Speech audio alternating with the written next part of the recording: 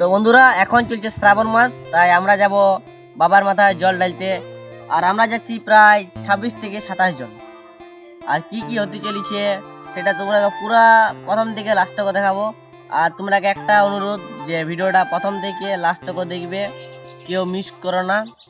আর বন্ধুরা তোমরাকে দয়া করে বলছি, আমার ভিডিও দেখো যারা, তারা অল্প সাপোর্ট করবে, লাইক করবে, শেয়ার করবে আর সাবস্ক্রাইব করবে। তার সঙ্গে সঙ্গে লাল পাড়া একটি বোতাম দেবে, করে টিপি দিবে, তার সঙ্গে ঘন্টিরও বাজিয়ে দিবে।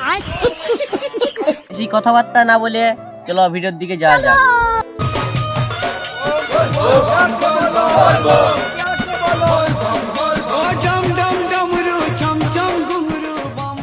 তো বন্ধুরা কিছুক্ষণ অপেক্ষা করার পরেই আমাদের গাড়িটা চলে এলো আর আমরা বেরিয়ে পড়লাম। আর আমাদের এত আনন্দ হচ্ছিল, তোমাদেরকে কি বলে বোঝাবো। কিন্তু কোথায় আছে না বেশি আনন্দ করতে নেই, তার কারণ হলো নদীতে যা কাদা, সেই কাদাতে হাঁটতে হাঁটতে অবস্থা খারাপ হয়ে গিয়েছিল। যাই হোক, কিছুক্ষণ হাঁটার পর আমরা মাঝ নদীতে সে পৌঁছালাম আর এসেই দেখি অনেক জল বইছে আর একটা ছোট্ট নৌকা বাঁধা আছে। সেটা দেখার পরেই আমার সবাই মিলে পুজো আরম্ভ করলাম আর জল তোলার পরেই আমার হাঁটতে আরম্ভ করলাম। আর এদিকে আমার একটা বন্ধু কি বলছে একবার দেখো। সবাই মিলে হাঁটতে হাঁটতে অনেক অন্ধকার হয়ে গেছিল আর তখন সময়টা ছিল প্রায় 9টা নাগাদ। তখন সবাই মোবাইলের ফ্ল্যাশ জ্বালিয়ে চলতে আরম্ভ করলাম। আমরা পুরোপুরি 8 কিলোমিটার হাঁটার পরে আমরা বাড়ি পৌঁছে গেলাম। এসে আমাদের হরি মন্দিরের জলগুলো রেখে দিলাম। আমরা কে দেখার জন্য অনেক মানুষ দাঁড়িয়েছিল আর আমাদের খাবারের জন্য একটা দাদা সব বন্দোবস্ত করেছিল, তাই আমরা বসে খাবার খেয়ে নিলাম আর স্নান করে আমরা রওনা দিলাম হরি মন্দিরে। আর তাড়াতাড়ি নিজের জলগুলো নিয়ে কোমরে বেঁধে ফেললাম আর গ্রাম থেকে বিদায় নিলাম। আর হাঁটতে হাঁটতে প্রায় রাত 12টা হয়ে গেছিল আর সবাই ক্লান্তি অনুভব করছিল। আর সে সময় মাঝপথে একটা মন্দির দেখতে পেলাম আর আমরা সবাই কিছুক্ষণের জন্য বিশ্রাম নিলাম, তারপর আবার হাঁটতে আরম্ভ করলাম। পুরো রাতটা হাঁটার পর সকাল হয়ে গেল আর দেখতে পেলাম আসল দুয়ার। ওই দুয়ারে প্রবেশ করে আমরা আরো এগিয়ে চললাম। প্রায় কিছু দূর হাঁটার পর আরেকটা দুয়ার দেখতে পেলাম। সেই দুয়ারে প্রবেশ করে আমরা মন্দিরে পৌঁছে গেলাম। আনাড়া বাবা বানেশ্বর ধাম পুরুলিয়া জেলার পাড়া ব্লকে অবস্থিত একটি অত্যন্ত প্রাচীন এবং জাগ্রত শিব। লোককথা অনুযায়ী এখানকার শিবলিঙ্গটি কোনো মানুষের তৈরি নয়। বহুকাল আগে এই অঞ্চলটি যখন গভীর জঙ্গলে ঢাকা ছিল, তখন শিবলিঙ্গটি স্বয়ং মাটি ফুঁড়ে বা পাতাল থেকে আবির্ভূত হয়েছিল।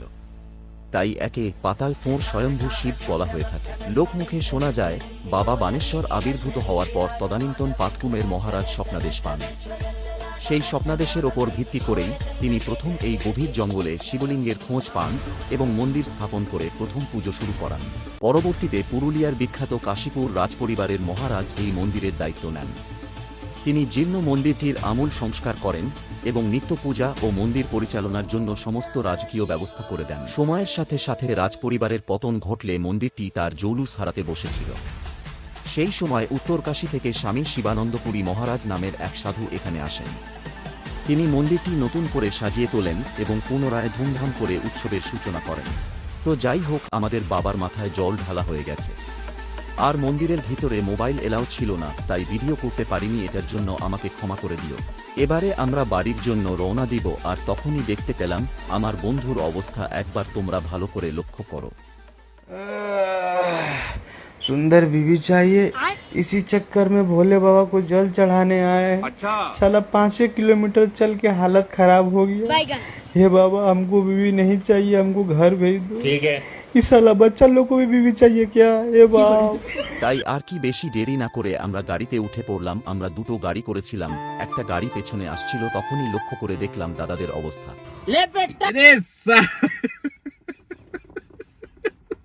আর তখনই আগের গাড়িটা এগিয়ে গেল, কিন্তু কিছুক্ষণ পর আবার পিছিয়ে গেল। এভাবেই আগু পেছু করতে করতে আমরা গ্রামে পৌঁছে গেলাম।